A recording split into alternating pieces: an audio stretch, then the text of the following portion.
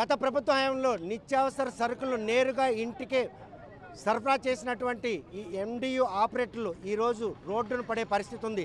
Corona కష్టకాలంలో కూడాను ప్రాణాలను పణంగా పెట్టి డ్రైవర్లు కావచ్చు, ఆపరేటర్లు కూడాను లబ్ధిదారులకు మాత్రం నేరుగా సరుకులు అందించిన పాపానికి కూటమి ప్రభుత్వం వారిని మాత్రం ఈరోజు పొట్టగొట్టిందని చెప్పుకోవచ్చు. వారితో కనీసం సంప్రదింపులు జరపకుండా ఆ వ్యవస్థను పూర్తిగా నిర్వీర్యం చేసి ఈరోజు డీలర్ వ్యవస్థతో నిత్యావసర సరుకులు లబ్ధిదారులకు అందిస్తుంది. దీంతో ఆ ప్రక్రియ మొదలైన నాటి నుండి ఆందోళన చేయడం ప్రస్తుతం మాత్రం వాళ్ళు రోడ్డు ఎక్కే పరిస్థితి.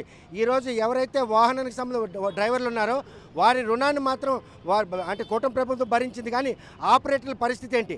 ఆ కుటుంబాలన్నీ కూడా రోడ్డు పడడానికి దారితీసిన పరిణామాలు ఏదైతే సివిల్ సప్లై మంత్రి తీసుకున్నటువంటి నిర్ణయంలో వారి భవిష్యత్తును పరిగణనలో తీసుకోకుండా ఈరోజు ఇలా రోడ్డు మీద పడేయడం మాత్రం వారిని పూర్తిగా కుటుంబాల్లో చీకట్లు అనుకునే పరిస్థితి. ప్రస్తుతం మాత్రం వీరందరూ రోడ్డు ఎక్కి ఆందోళన చేపడుతున్నారు. వీరి కార్యాచరణ ఎలా ఉండబోతుంది? ఇన్నాళ్ళు ఆందోళన చేస్తున్నా ప్రభుత్వం కనీసం స్పందించకపోవడంతో భవిష్యత్ కార్యాచరణ ఏ విధంగా రూపొందిస్తున్న విషయం వారితో మాట్లాడతాం. చూస్తే కనుక మిమ్మల్ని రోడ్డును పడేసిన తక్షణం నుండి ఆందోళన చేపడుతున్నారు. ఇప్పటికి కూడా ఏ ఒక్కరు కూడా మీతో నెగోషియేషన్ చేసే పరిస్థితి లేదు. వాహనాలు ఏవైతే యజమానులు ఉన్నారో ఆ రుణాలు మాఫీ చేస్తున్నారు. మీతో పాటు 5 ఏళ్ల పాటు జర్నీ చేసినటువంటి ఎవరైతే ఆపరేటర్లు వారి పరిస్థితి ఏమని భావిస్తున్నారు? ఎటువంటి ఆందోళన సిద్ధమవుతుంది? ఇప్పుడు రాష్ట్ర వ్యాప్తంగా కూడాను సుమారు 9,200 మంది ఎండి ఆపరేటర్లు, అలాగే 9,200 మంది వారి యొక్క హెల్పర్స్ కలిపి 18,500 కుటుంబాలని రోడ్డును పడేసే విధంగా ఈ కూటమి ప్రభుత్వం తీసుకున్న నిర్ణయాన్ని మేము తీవ్రంగా ఖండిస్తున్నాం. మా యొక్క డిమాండ్స్ చేయడానికి ముఖ్యంగా మాకు ఏదైతే వెహికల్స్ ఇన్సూరెన్స్ అమౌంట్లు కట్ చేస్తారో ఆ అమౌంట్స్ ఇవ్వాలి, అలాగే మాకు రావాల్సిన బకాయిలన్నీ కూడా తక్షణమే క్లియర్ చేయాలి. చేస్తూ 20 నెలల కాలపరిమితి ఉంటుండగా మమ్మల్ని తొలగించారు కాబట్టి మాకు ఉద్యోగ ఉపాధి కల్పించే విధంగా ఈ కూటమి ప్రభుత్వం చర్యలు తీసుకోవాలి. ఇప్పుడు నాదెండ్ల మనోహర్ గారు ఒకటే మాట చెప్తున్నారు, రైస్ మాఫియాను అరికట్టడానికి ఎండియు వ్యవస్థను తొలగించామని చెప్పడం జరుగుతుంది. కానీ 1వ తారీఖు నుంచి 8వ తారీఖు వరకు కూడా ఇప్పటి వరకు ఉన్న డీలర్స్కి రెడ్ హ్యాండెడ్గా పట్టుకోబడింది. సుమారు 2,50,000 కేజీలు అనగా 5,000 బస్తాలని సీజ్ చేయడం జరిగింది అధికారులు. దొరికినవే ఎంత అయితే దొరకకుండా ఇంకెంత. ఇటువంటి కమిషన్దారులను, ఇటువంటి మాఫియాలను ప్రోత్సహిస్తూ మీరు మాఫియా డాన్లుగా వ్యవహరిస్తూ ఒక మంచి వ్యవస్థని స్వచ్ఛందంగా సేవ చేస్తున్న వ్యవస్థపై మీరు నిందలేయడం అనేది తగదు. ఇప్పటికైనా మేలుకోకపోతే రాష్ట్ర వ్యాప్తంగా ఇంకా ఉద్రిక్తత చేస్తాం. మా ఫ్యామిలీలతో పాటు హెల్పర్ ఫ్యామిలీలు 18,500 కుటుంబాలు మీరు అనుకుంటున్నారు. అంతేకాకుండా ప్రతి సంవత్సరం కూడా 1,46,00,000 మందికి మేము రేషన్ డిస్ట్రిబ్యూషన్ చేస్తున్నాం. వాళ్ళందరి దగ్గరికి వెళ్ళి వాళ్ళందరితో సంతకాలు సేకరించి లీగల్గా కూడా మేము ప్రొసీడ్ అవ్వడానికి కూడా ముందుకు వస్తామని తెలియజేస్తున్నాం. ఇంకా 20 నెలల గడువున్న కూడాను వారితో సంప్రదించకుండా ఈరోజు అర్ధాంతరంగా ఈ వ్యవస్థను నిర్వీర్యం చేసేందుకు వారు చేస్తున్న ప్రయత్నం మాత్రం తీవ్రంగా ఆవేదన వ్యక్తం చేస్తుంది. సుమారు కోట్లాది మంది లబ్ధిదారులకు నేరుగా ఇంటికి రేషన్ అందించిన పాపానికి కూటమి ప్రభుత్వం తమపై కక్ష సాధింపు ద్వారా పాటుపడుతుంది. ఈరోజు ఆ ప్రక్రియ నుండి ఈ రోజు వరకు ఆందోళన చేపడుతున్నా ఇప్పటి వరకు వారితో నెగోషియేషన్ చేయకుండా ఏకపక్ష ధోరణి మాత్రం తిప్పంగా ఎండగడతాం. తమ కుటుంబాల్లో చీకట్లు అలుముకులా చేసిన వీరికి మాత్రం ఎట్టి పరిస్థితి తమ ఐక్యతను చాటుతామని చెప్తున్నారు. అసలు ఆ రోజు నుండి ఈ రోజు వరకు కనీసం మీతో సంప్రదింపులు నేటికి జరపకుండా ఏదైతే వాహన డ్రైవర్లు ఉన్నారో వారి తాలూగా అప్పును మాత్రం తీరుస్తాం. మరి ఆపరేటర్ల పరిస్థితి ఏంటి? ఈరోజు మీరు భవిష్యత్ కార్యాచరణ ఎలా ఉండబోతుంది? సార్, నాదెండ్ల మనోహర్ గారు మినిస్టర్గా ప్రమాణ స్వీకారం చేసిన దగ్గర నుంచి వ్యవస్థ లోపభూయిష్టంగా ఉంది, ఈ రేషన్ పంపిణీ అనేది లోపభూయిష్టంగా ఉందనే మాటలు చెప్తున్నారు తప్ప వ్యవస్థలో లోపభూయిష్టం లేదండి. ఖచ్చితంగా నాదెండ్ల మనోహర్ గారి మనసులో లోపభూయిష్టం ఉంది. ఎందుకంటే మాతో ఎటువంటి సంప్రదింపులు జరపకుండా మమ్మల్ని అర్ధంతరంగా ఒక రాత్రికి రాత్రి నిర్ణయం తీసుకున్నారు. నిజంగా నేను కూటమి ప్రభుత్వానికి నాదెండ్ల మనోహర్ గారికి ఒక సవాల్ విసురుతున్నాను. దమ్ముంటే ఆరుగురు సభ్యుల్ని కమిటీలు వేయమనండి, అందులో కూటమి నాయకులను ఉంచమనండి, ఒక డీలర్ ఉంచమనండి, ఒక ఎండి ఆపరేటర్ ఉంచమనండి, డోర్ టు డోర్ సర్వే చేయండి. నిజంగా 80% సర్వే మాకు అనుకూలంగా ఉంది. ఇది ప్రజాస్వామ్యం కలిగిన ప్రభుత్వం అండి. ఈ ప్రభుత్వంలో ప్రజల చేత ఎన్నుకోబడ్డారు.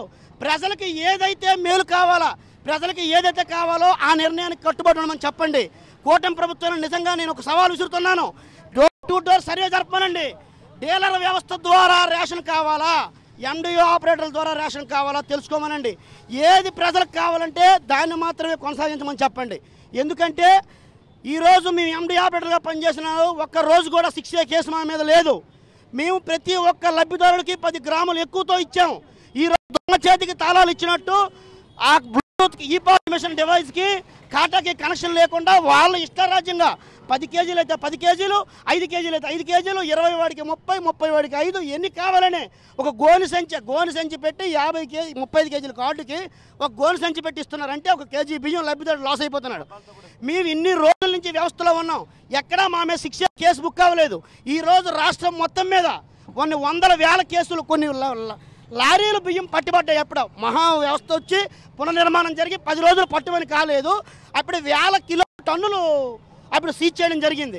ఇదైనా ఒకసారి ప్రభుత్వం గమనించాలి. మీరు పునరాలోచన చేసుకొని ఖచ్చితంగా మమ్మల్ని కొనసాగించాలని, లేకుండా కొనసాగించకపోతే మేము ధర్నాలు, నిరసనలు, అవసరమైతే నిరాహార దీక్షలు కూడా చేపట్టడానికి సిద్ధంగా ఉన్నామండి. మేము 10 రోజుల వ్యవధిలోనే 6A కేసులు, డీలర్లు బియ్యం దారి మళ్లించినటువంటి ఉదంతాలు ఇవన్నీ కూడా 5 ఏళ్ల పాటు తాము చేసినటువంటి సేవల్లో ఎక్కడ కూడా 6A కేసు కూడా తమపై నమోదు కాలేదంటే తమ పారదర్శకత ఏంటని స్పష్టమవుతుంది. 80% మంది లబ్ధిదారుల ఆకాంక్షలకు అనుగుణంగా విధులు నిర్వహించిన తమను మాత్రం అర్ధాంతంగా ఇలా రోడ్లు పడేయడం మాత్రం భావ్యం కాదని చెప్తారు. చూస్తే కనుక ఈ పరిణామం ఏ విధంగా తీసుకోవచ్చు?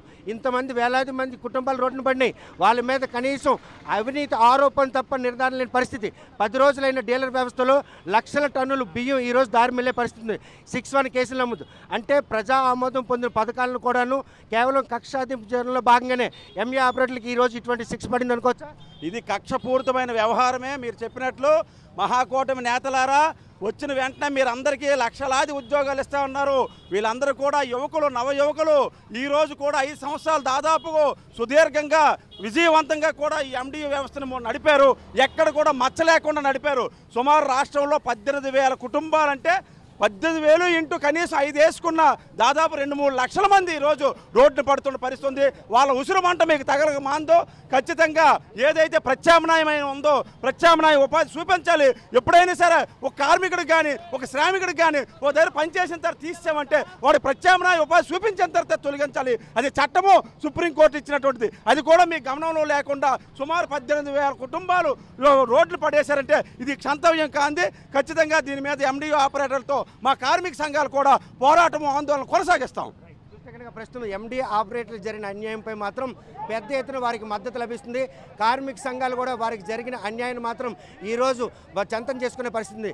ఎండి ఆపరేటర్లు కనీసం సంప్రదింపులు జరపకుండా చేసినటువంటి ఈ నిర్ణయం మాత్రం ఆ కుటుంబాల్లో ఈరోజు ఆకలి అనుకునేలా చేసే ఎండియు ఆపరేటివ్ వ్యవస్థ ప్రజలు మన్నన పొందింది. లబ్ధిదారులకు నేరుగా సరుకులు అందించిన విషయంలో కరోనా కష్టకాలంలో కూడా వారి సేవలు కూడా పరిణామాలు తీసుకున్నటువంటి కూటమి ప్రభుత్వం కేవలం కక్ష సాధింపు ధోరణిలో భాగంగానే ఇటువంటి పోకడ చేసింది. ఎట్టి పరిస్థితులు వారికి ప్రత్యామ్నాయంగా చూపించకపోతే వారి ఐక్యత పోరాటం ఎలా ఉండబోతుందో భవిష్యత్తులో చూపిస్తామని కూడా హెచ్చరిస్తున్నారు. వీడియో జర్నలిస్ట్ రామకృష్ణతో సత్యం, RTV శ్రీకాకుళం. ఇండియా పాకిస్తాన్ ఉద్రిక్తతలపై లేటెస్ట్ అప్డేట్స్ కోసం డౌన్లోడ్ చేసుకోండి RTV లైవ్ యాప్.